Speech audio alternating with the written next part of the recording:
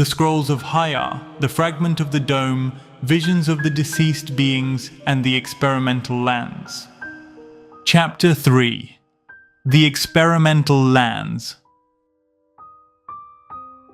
Joel adopted a completely different posture, as if the interview had just begun anew at that precise moment, and everything before was merely an introduction. His gaze drifted into the void again, but his words flowed with a melancholic tone. Something was troubling him deeply, and we were about to uncover it.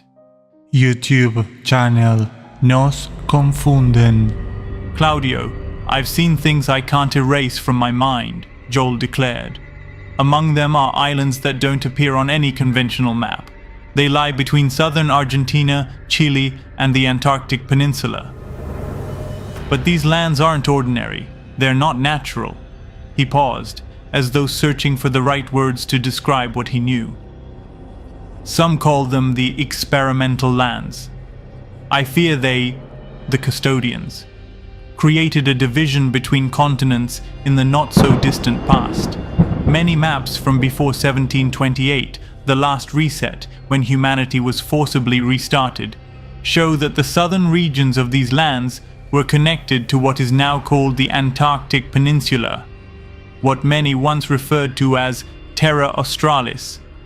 By dividing these lands, new islands were created, separated from the two continents, America and Antarctica.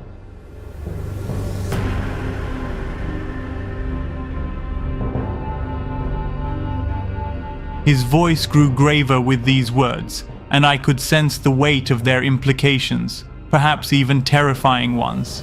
Nos Confunden. At that moment, my eyes must have betrayed my thoughts, though I managed to speak. Experimental lands? I asked, reflecting aloud, though I was already aware of hidden territories where various experiments took place. Who better than a seasoned military man before me to confirm it? Joel nodded slowly and then pulled something from his jacket.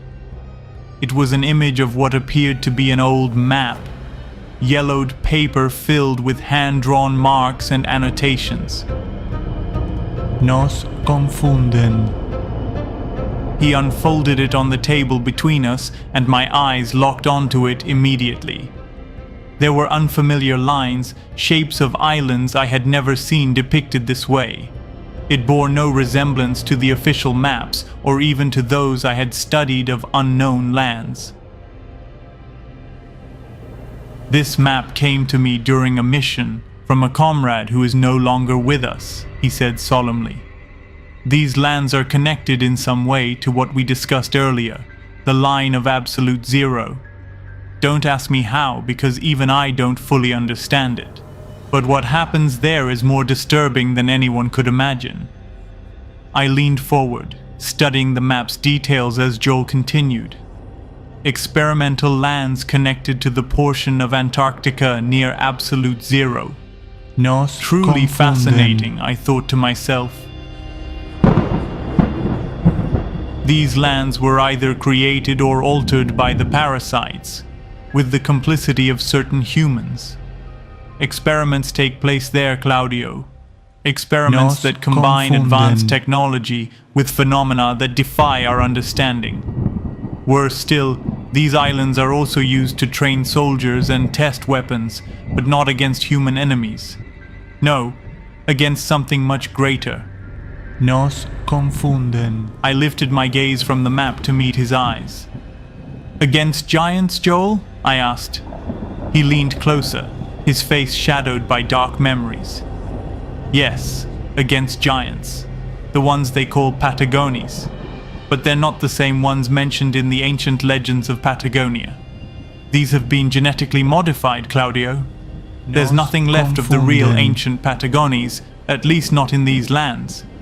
These are creatures standing between 11.5 and 13 feet tall, designed to serve as combat machines. It's as if they're in a state of deep torpor, struggling just to survive.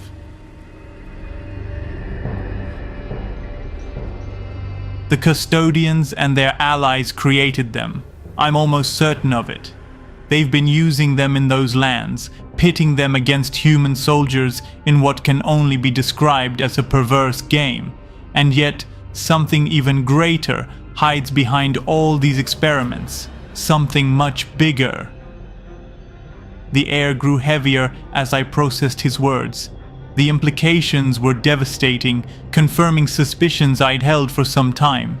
Advanced technology was not only being used to manipulate nature, but also to sacrifice human lives in what could only be described as a horror show. Nos confunden. Why? I asked, struggling to find logic in what I was hearing. What do you think is the purpose of this? Joel ran his hands over his face. It's a testing ground. Modern combat weapons, custodial technology, and human resilience are all tested there. But that's not all. They're also experimenting with the visions I mentioned earlier, though to a lesser extent than at the line of absolute zero. I'm not sure how it works, but these lands allow for visions, not of distant futures, but of immediate outcomes, enabling quick, correct decisions. What they see are fragments of something greater, something they don't want us to know. I can't even confirm if all those giants are real, or if they're fabricated projections somehow connected to this nexus. But for now, let's leave this topic here. With so much information, you start doubting everything.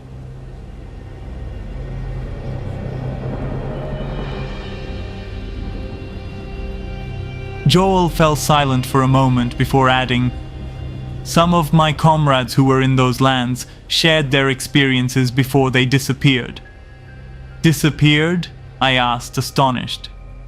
"Yes, all of them, Claudio. But before they vanished, they spoke of shadows walking among them, lights in the sky that didn't seem of this world. Sometimes they saw red lights hovering motionlessly in the sky, perhaps drones, or what they described as trumpet sounds coming from above. There was a constant feeling of being watched. None of them returned the same."